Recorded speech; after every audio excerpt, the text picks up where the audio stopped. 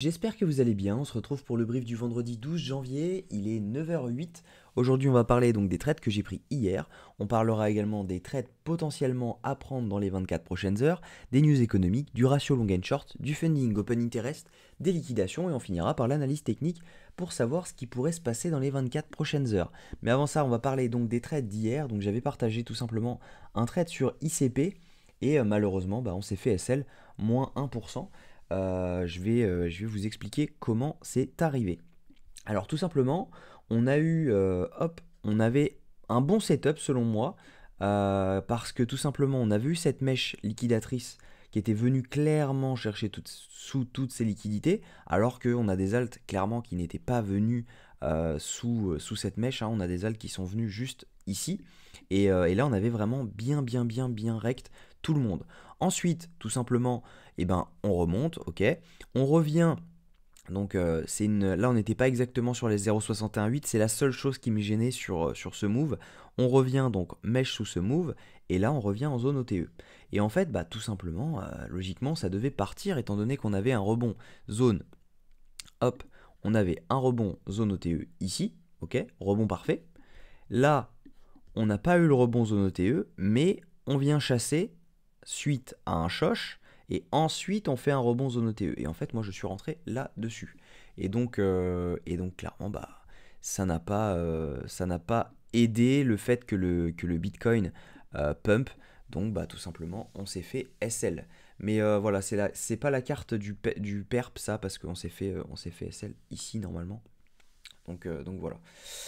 Donc au niveau BTC, donc j'ai choisi de ne pas prendre de trade étant donné que on a target exactement là, le prix que je visais. Moi je visais les 48 800 pour rappel hier dans la vidéo, si vous voulez la regarder. Par contre on a pris un trade sur ING, donc pour le moment qui est dans le rouge, mais qui pourrait bien se passer étant donné que tout est clean.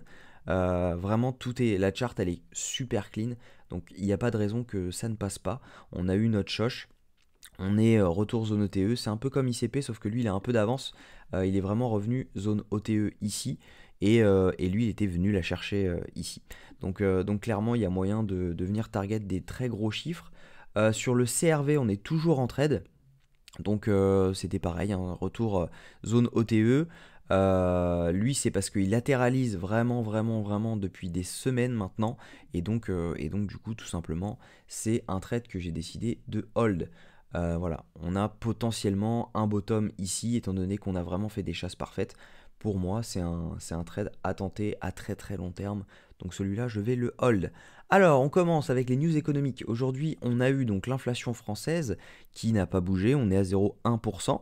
En revanche, hier, on a eu l'inflation américaine qui, elle, a été, donc hop, hier, qui elle a été moins bonne que prévu. On a eu une inflation 0,2% au-dessus, mais il faut se rassurer parce que ça n'a pas bougé en fait le consensus de la prochaine hausse ou maintien ou baisse des taux de la réunion FOMC qui a lieu pour rappel dans 19 jours. Donc ça ne l'a pas impacté. Moi je pense que ça l'a forcément impacté un peu étant donné que on veut baisser les taux que si l'inflation diminue. Là elle a augmenté. Clairement ça donne pas envie de le faire. Alors on aura également aujourd'hui le prix à la production donc qui lui va impacter les prochains chiffres sur l'inflation. Pardon. Donc voilà. Au niveau du ratio long and short, on a vraiment une augmentation des longues. Ça ne sent pas bon pour un mouvement bullish. Hier, on avait 1,9 milliard voilà, de longues. Aujourd'hui, on en a 2,200. J'arrondis, hein, mais c'est une augmentation colossale pour pas d'augmentation de short, voire diminution, étant donné qu'on a 1,182 milliards. Et là, on a 2 millions de plus en short. Donc vraiment, là, c'est assez chaud. Vous allez le voir ici. Oh, on a eu une belle fermeture là. On va regarder pourquoi c'était. Mais voilà, on voit, hein, on a eu le funding qui montait sur la descente et un open interest qui lui a continué de monter même sur la descente. Et donc clairement, on a des liquidations qui se sont positionnées en bas. Et ça, c'est pas bon du tout. Donc là, on a une fermeture. On va se mettre en 1 minute. Je l'avais pas vu. Donc là, on a eu, hop, peut-être que c'est juste un bug. Je vais réactualiser. Ça m'étonnerait que ce soit un bug. Hop, si jamais on est en 1 minute, on va regarder ça ensemble pour comprendre. Donc on a eu une fermeture avec un dump de l'open interest du funding derrière. Donc logiquement, c'est une fermeture de longue. Donc ça, c'est plutôt bon signe. Mais elle est vraiment, vraiment, vraiment énorme, cette fermeture. C'est rare qu'on voit des fermetures de la moitié de l'open interest qu'on a pris dans la journée. Ça, c'est soit un très gros qui est rentré, soit un groupe de traders qui étaient rentrés sur ce move et qui sont ressortis aujourd'hui en se disant allez les gars, on sort de ce move. C'est l'un ou l'autre. Au niveau des liquidations, donc sur les 12 dernières heures, il n'y avait pas grand chose. On a fait vraiment du yo-yo, hein, c'est du 18 millions d'un côté et on a liquidé ce matin de l'autre, donc 17 millions.